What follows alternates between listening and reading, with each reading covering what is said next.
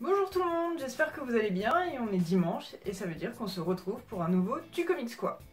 Pour accompagner la sortie de Thor Ragnarok, Panini a décidé de sortir beaucoup de choses en plus de tout ce qui existait déjà, donc je pourrais vous faire une liste de tout ce qu'il faut lire.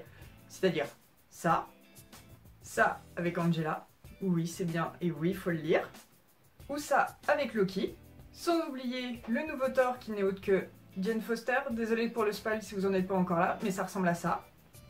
Et pour finir, j'aurais pu aussi parler de cet immense pavé qui est enfin l'anthologie consacrée à Thor. Je suis Thor. Mais non, je vais pas vous parler de tout ça parce que tout ça en fait ça va être sur le site et je me suis dit qu'il n'y a pas que Thor quand on veut parler de mythologie nordique, scandinave, de vikings. Et pour le coup, j'avais envie de vous parler de plein d'autres choses qui ne sont pas éditées chez Panini pour venir compléter un petit peu vos lectures. Quand on est comme moi une grande fan de vikings, de mythologie nordique, et ben on se retrouve à avoir empilé pas mal de trucs.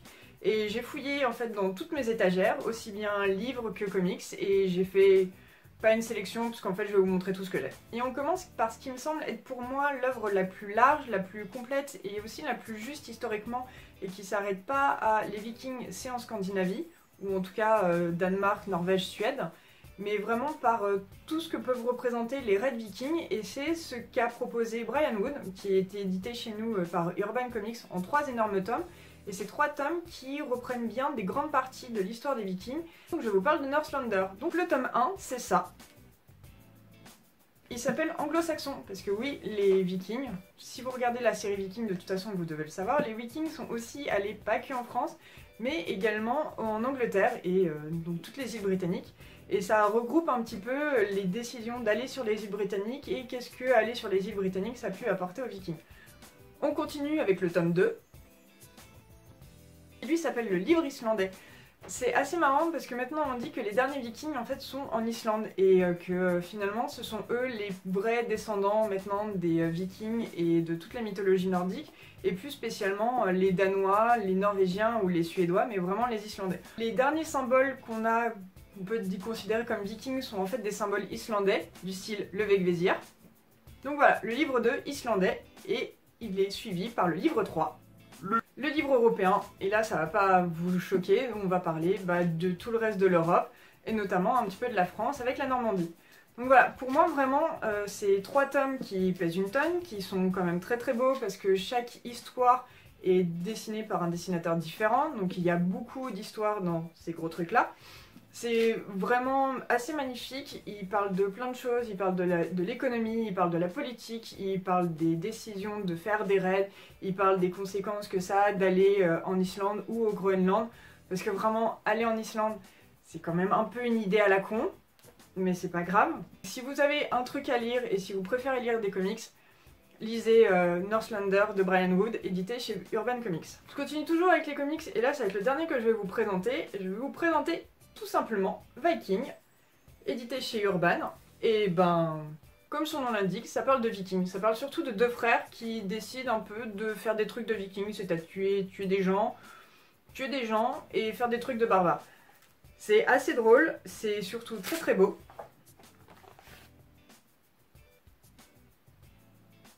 Ça révolutionne pas le genre viking, ça révolutionne pas les comics, mais c'est un truc à lire. Quand on parle de vikings et de littérature, le premier livre qui peut venir à l'idée de tout le monde, c'est l'Edda. Évidemment, c'est dans l'Edda où on retrouve toutes les sagas, toutes les légendes concernant les vikings et concernant la mythologie nordique. Je ne l'ai pas lu parce que je ne l'ai pas. D'ailleurs, je crois que c'est bientôt mon anniversaire, donc si vous voulez me l'offrir, c'est bienvenu.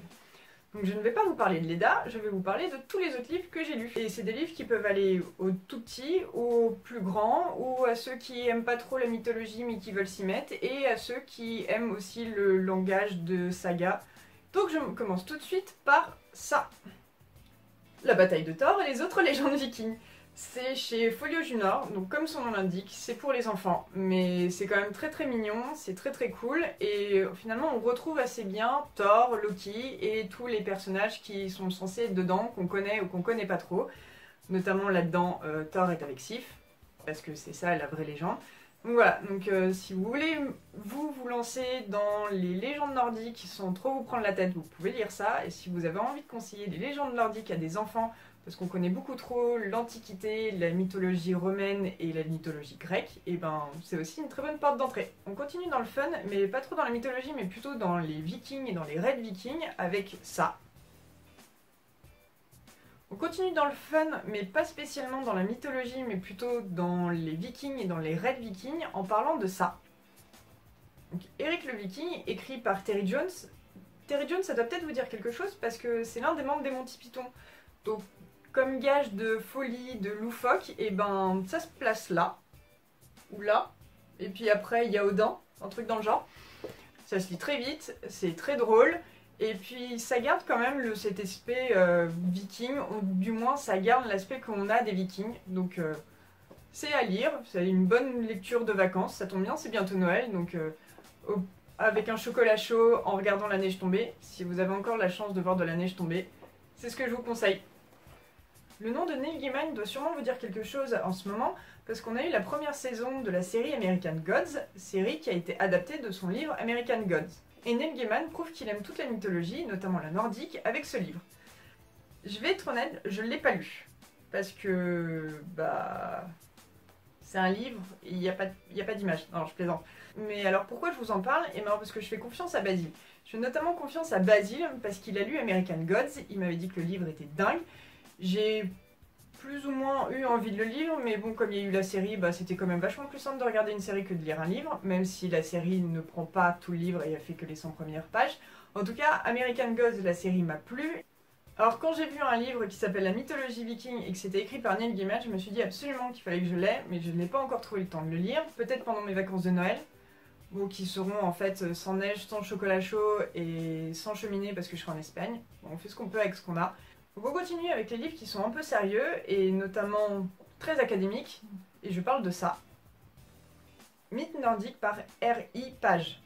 J'exagère un peu sur son nom parce que le monsieur il est anglais, le monsieur il est professeur d'histoire à l'université de Cambridge, et le monsieur il est vraiment un gros spécialiste. Et c'est bien aussi parce que ça s'imite pas à la mythologie de base qui est Thor c'est le dieu du tonnerre, Odin il est borgne et c'est le maître de tout, et Loki c'est le dieu de la malice. Ça va un peu plus loin, c'est quand même aussi très abordable sur la lecture, sur le ton et sur le style, c'est même aussi un petit peu drôle.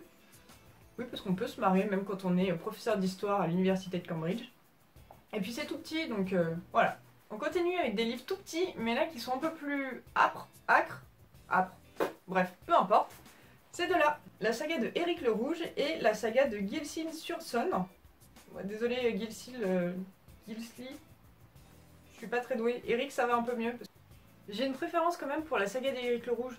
Un, parce que c'est le premier livre que j'ai lu sur les Vikings quand je commençais à m'y intéresser, et deux, parce que ça parle du bannissement. Enfin, tout commence avec le bannissement d'Éric, et c'est quelque chose qui est vraiment arrivé chez les Vikings, c'est-à-dire que quand ils avaient fait quelque chose de pas bien, et comme ils les mettaient pas spécialement en prison, ils les bannissaient, et c'est comme ça que les Vikings se sont retrouvés en Islande, que se sont retrouvés au Groenland. Là, vraiment, le Groenland, c'était genre la fin de tout. Et puis aussi on apprend que les Vikings sont allés jusqu'en Amérique, ou l'équivalent de Terre-Neuve, mais qu'après ils sont revenus parce qu'ils savaient pas trop où est-ce que c'était, et bon, de toute façon pour eux ils pensaient qu'ils étaient à peu près en Angleterre. Ouais, c'était peut-être des grands navigateurs, mais ils se sont quand même pas mal perdus.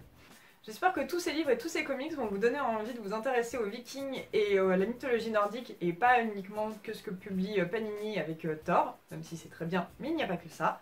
Et si vous avez des questions, n'hésitez pas à nous les poser. Je dis bien nous, parce qu'avec Basile, on est des grands fans de la mythologie nordique et des Vikings.